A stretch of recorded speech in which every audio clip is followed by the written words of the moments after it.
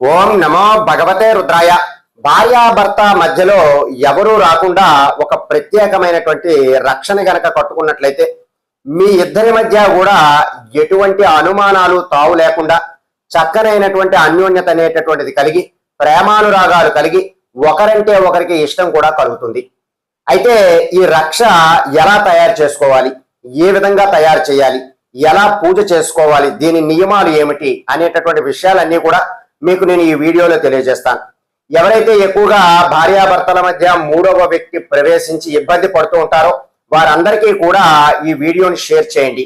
అలాగే ఈ పరిహారాన్ని ఆచరించి మంచి అద్భుతమైనటువంటి ఫలితాలు పొందడానికి ప్రయత్నం చేయండి. ముందుగా మీరు ఒక శుక్రవారం నాడు, ఏ శుక్రవారం అయినా పర్వాలేదు, ఆ శుక్రవారం ఉదయాన్నే మీరు 6 నుంచి 10 గంటల మధ్యలో ముందుగా భార్య తన ఎత్తు ఎంత ఉన్నదో అంత ఎత్తుకి తెల్లటి దారమును తీసుకుని 9 విధములుగా 9 సార్లు ఆ చుట్టనంతా కూడా చుట్టాలి. అంటే మీరు తెల్లటి దారం తీసుకుని భార్య యొక్క ఎత్తు ఎంతైతే ఉంటుందో ఆ ఎత్తుకు సరిపడా దారాన్ని 9 మార్లు చుట్టి మీరు తయారు చేయాలి. అలాగే భర్తకు నీలిరంగు దారాన్ని తీసుకోవాలి. అంటే బ్లూ కలర్ లో నీలిరంగు దారం ఏదైతే ఉంటుందో అది భర్త యొక్క ఎత్తు ఎంతైతే ఉంటుందో ఆ ఎత్తు వరకు ఈ దారాన్ని అంతా కూడా తీసుకోవాలి. ఇది కూడా 9 సార్లే చుట్టాలి. ఎందుకు 9 సార్లే చుట్టాలి అంటే కుజుడి యొక్క అనుగ్రహం అనేటటువంటిది మనకి ఉండాలి.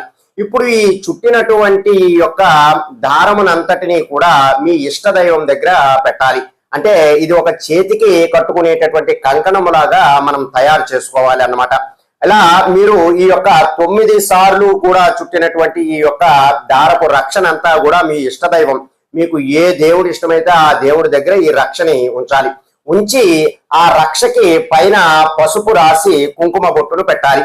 ముందుగా భార్య కట్టినటువంటి ఆ తెల్లటి దారమునికి చిన్న పసుపు బొట్టు, ఒక కుంకుమ బొట్టు పెట్టాలి. అలాగే భర్త యొక్క నీలిరంగు దారానికి పసుపు బొట్టు పెట్టి అలాగే కుంకుమ బొట్టు కూడా పెట్టాలి.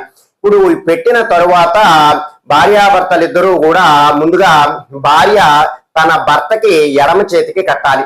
నీలిరంగు దారాన్ని భర్త యొక్క ఎడమ చేతి భాగానికి కట్టాలి. అలాగే భార్యకు భర్త కుడి చేతి యొక్క ఈ యొక్క తెల్లటి దారాన్నంతా కూడా రక్ష కుడి చేతికి కట్టాలి.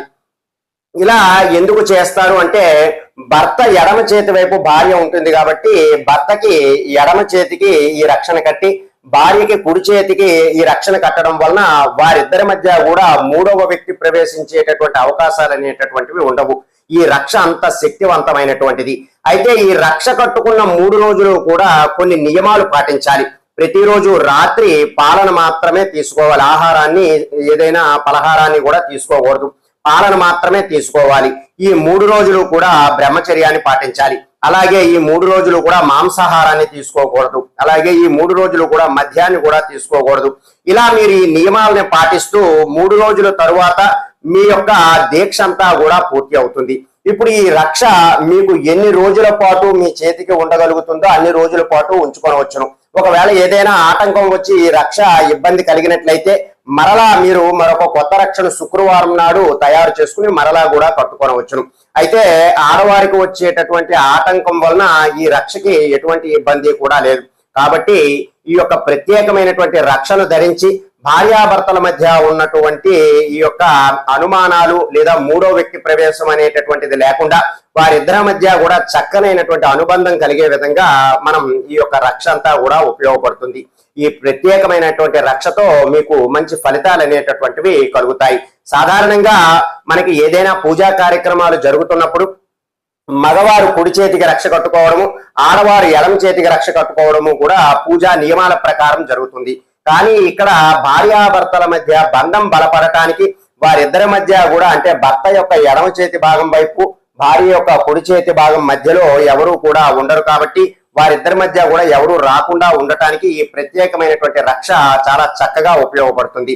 కాబట్టి ఈ యొక్క సమస్యలతో ఎవరైతే ఇబ్బంది పడుతున్నారో మూడో వ్యక్తి ప్రవేశం ఉంటుంది అనే అనుమానంతో ఉన్నవారు కానీ లేదా తమ యొక్క భర్త తమని సరిగా చూసుకోవడం లేదని కానీ లేదా తమ భార్య సరిగా చూసుకోవడం లేదు అనేటటువంటి అనుమానాలు ఉన్నవారు ఈ యొక్క ప్రత్యేకమైనటువంటి రక్షణ ధరించి మంచి ఫలితాలు పొంది దాంపత్య జీవితం అంతా కూడా అన్యోన్యంగా సుఖ సంతోషంగా ఉండే విధంగా చేసుకోండి.